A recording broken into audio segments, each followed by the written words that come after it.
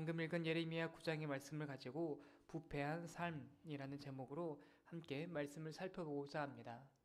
방금 우리가 읽은 예레미야 9장의 말씀을 보면 하나님의 감정이 느껴집니다. 특별히 1절 말씀입니다.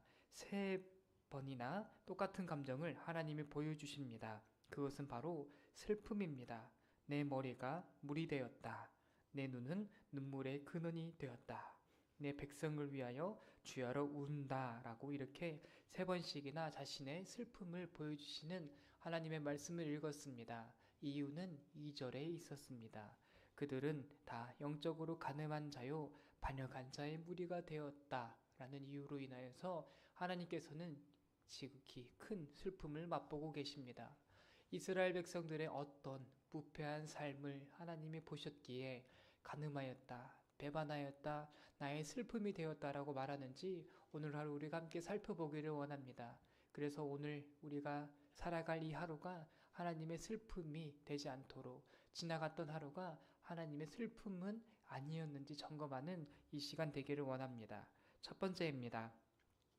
이스라엘 백성들의 어떤 모습이 하나님의 슬픔을 만들어냈을까요? 첫 번째로는 거짓으로 가득 찬 인생입니다. 오늘 우리는 예레미야 9장 1절부터 9절까지라는 어떤 면에서 굉장히 짧은 말씀을 읽었습니다. 그럼에도 불구하고 굉장히 밀도 있게 반복적으로 표현하는 드러나는 표현이 있었으니 그것이 바로 거짓말입니다. 이 3절에서 2번, 4절에서 2번, 5절에서 3번, 6절에서 2번, 8절에서 2번 세어보니 총 11번 반복되었습니다. 1절에서 9절밖에 되지 않는데도 불구하고 무려 11번이나 거짓말하고 있다. 너네들이 속이고 있다라고 판단하시는 하나님의 모습을 우리가 발견하고 있습니다. 하나님의 슬픔이 바로 여기에서부터 시작되었습니다. 이 별로 좋지 않은 예시입니다. 만약에 여러분들의 자녀들이 거짓말을 하고 다닌다면 그것은 부모에게 큰 슬픔이 될 수밖에 없습니다. 예를 들어서 이 선생님에게 전화가 옵니다. 저기 아무개 씨 학교를 좀 들리셔야 될 것 같습니다. 아들의 문제로 학교를 좀 들리셔야겠습니다. 라고 해서 부모님이 정말 근심과 걱정을 안고 이제 선생님의 호출을 받아 학교로 갔습니다. 그러면서 선생님이 하시는 말씀, 아버지, 어머니, 당신의 아들 교육하기가 너무 힘듭니다. 친구들과의 관계 속에서 애가 거짓말만 합니다. 선생님인 나에게도 계속 거짓말만 하면서 이거 교육이 되지 않습니다. 부모님, 이거 꼭 고쳐주셔야 됩니다. 라는 말을 듣는다면 이 부모의 마음은 정말 크게 상할 것 같습니다. 이 점수를, 이 합격을 못 받는 그런 아들이라는 것보다 또 이 다소간 이 관계 속에서 어떠한 문제를 드러내는 것보다 이 굉장히 큰 부분으로 굉장히 큰 상처로 와닿게 되는 것이 이 자녀의 거짓말의 문제인 것 같습니다. 이런 모습에 따르면 이런 모습을 상상하면서 예레미야서의 말씀을 보게 되면 하나님의 슬픔이 어떠한 것일까라는 것을 우리가 조심스럽게나마 추측할 수 있습니다. 그냥 작고 그냥 사소했던 문제 하나를 일으킨 것이 아니라 거짓말을 하면서 모든 관계를 파탄내고 있는 이스라엘 백성들의 모습을 우리가 말씀 속에서 발견할 수 있습니다. 그런데 진짜 문제가 있습니다. 이스라엘 백성들 겉으로는 괜찮았다라는 것이 문제입니다. 이 이루어지는 삶의 모습, 그들이 만들어낸 이 삶의 이 형편들을 따져보면 이 굉장히 그럴싸한 모습을 가지고 그들이 안도를 하고 있었다는 것이 진짜 문제였습니다. 3절입니다. 그들이 이 땅에서 강성하나. 그것이 이스라엘 백성들이 자꾸 거짓말했던 이유입니다. 이 이웃을 속임으로써 다른 사람에게 것을 훔쳐옴으로써 정직하지 못한 삶을 살아가면서도 겉으로는 멀쩡히, 겉으로는 강성함을 유지하고 있으니 하나님의 입장에서는 그보다 더 속이 탈 수가 없을 것 같습니다. 성도 여러분, 거짓말이 왜 나쁠까요? 세상에서도 거짓말하지 말라고 합니다. 이 정직한 삶 살라고 세상 어디에 가서도 모든 부모님들이 그렇게 가르칩니다. 그렇다면 우리는 교회에서 오늘 이 시간 하나님의 말씀으로서 거짓말에 대한 가르침을 받고 있습니다. 우리가 신앙적으로 이 거짓말에 대해서 어떠한 이 벽을 세워나갈 수 있을까요? 왜 하나님께서는 이스라엘 백성들의 많고 많은 죄들 가운데 거짓말을 오늘 이 시간 콕 집어서 이제 말씀하고 계실까요?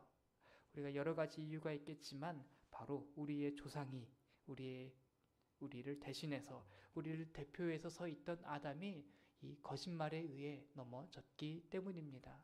그러한 이유로 인해서 우리는 거짓말에 대해서 더욱더 마음을 2배, 3배 더 이제 지켜내는 이제 의지가 또한 수고가 필요한 입장이 되었습니다. 아담과 하와가 사탄에게 유혹을 당했습니다. 선악을 알게 하는 나무 열매 먹어도 된다고. 너네가 하나님과 같이 위대해질 수 있다고 아담을 속였던 사탄의 그 거짓말을 우리가 창세기 말씀에서 우리가 확인할 수 있습니다. 그 이후로 우리는 거짓말이라고 하면 치를 떨어야 됩니다. 이게 마치 창세기의 말씀에서 야곱이 하나님과 씨름을 하다가 이 널적 다리를 이제 맞고 나서 다리를 절게 된 이후에 이스라엘 백성들 이제 다른 이제 동물들의 넓적 다리는 쳐다보지도 않고 먹지도 않았다라고 성경이 말합니다. 그것과 유사한 원리인 것 같습니다. 우리의 조상이 우리의 대표가 거짓말을 통해 넘어졌으니 그 이후에 그 다음에 살아가는 우리들은 똑같은 문제 앞에서 더욱더 결연한 의지의 모습을 보여주어야 합니다. 그렇기 때문에 우리가 거짓말을 정말 하고 안 하고의 문제로 쉽게 넘어가 버릴 수가 없습니다. 이것은 나의 정체성, 내가 정말 신앙 안에서 바로 서 있는 사람이다라는 그러한 정체성을 드러내줄 수 있는 아주 중요한 요소가 되어버렸습니다. 성도 여러분, 쉽게 무마하기 위해서 잠깐 이 상황을 모면하기 위해서 거짓말하는 것 하나님의 큰 슬픔이 됩니다. 그것은 오히려 우리의 이 거짓의 아비가 되는 사탄과 더욱더 가까워졌다라는 그러한 것이 나타나는 징조다라고 볼 수 있겠습니다. 우리 예수님께서 우리를 향해 이전 것은 지나갔으니 보라 새 것이 되었도다라고 하는 것이 우리가 거짓말에 대한 말씀으로도 받을 수 있겠습니다.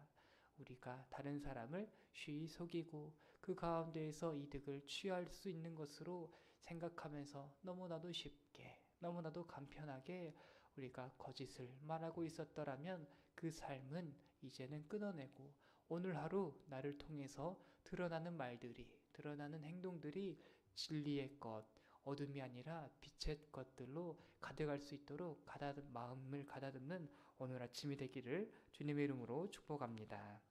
2번째입니다. 이스라엘 백성들의 어떠한 모습이 하나님의 마음에 슬픔을 가져왔는가? 2번째는 바로 이웃을 해하는 인생입니다.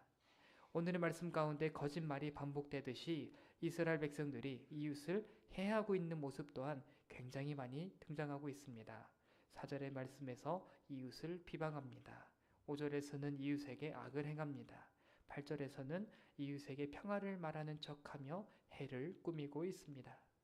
성도 여러분, 거짓말을 하는 삶 자체가 하나님의 자녀에게 어울리지 않듯이 이웃을 해하는 것, 공동체가 깨어지는 것, 내 주변 사람들에게 선하지 못한 영향을 끼치는 것, 이것 또한 하나님의 슬픔이 될 수 있다라고 우리가 말씀을 통해 점검할 수 있습니다. 이웃을 해하는 것, 그거는 단순히 그 이웃만을 공격하는 것이 아닙니다. 다시 한번 말씀드립니다. 이웃을 해하는 것, 내가 말로써, 행동으로써, 마음씨로써 다른 사람을 해하는 것, 그것은 그 사람만을 해하는 것이 아니라 그 사람을 지으시고 그 사람을 지키고 계시고 그 사람과 동행하고 계시는 하나님을 해하는 것이 되며 하나님을 향해 손가락질을 하게 되는 것이니 오늘의 말씀처럼 예레미야서의 9장의 말씀처럼 이웃을 해하는 삶은 곧바로 하나님의 슬픔과 연결이 될 수 있다라고 볼 수 있습니다.